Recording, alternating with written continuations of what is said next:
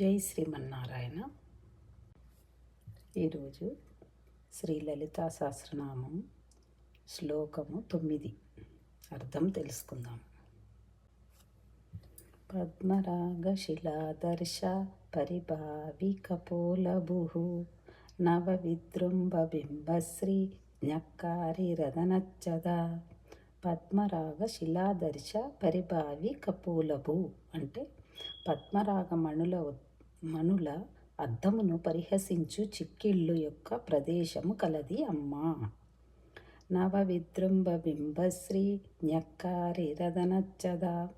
కొత్తదైన పగడముల యొక్క దొండపండు యొక్క శోభను తిరస్కరించు పెదవులు కలిగినది అమ్మా.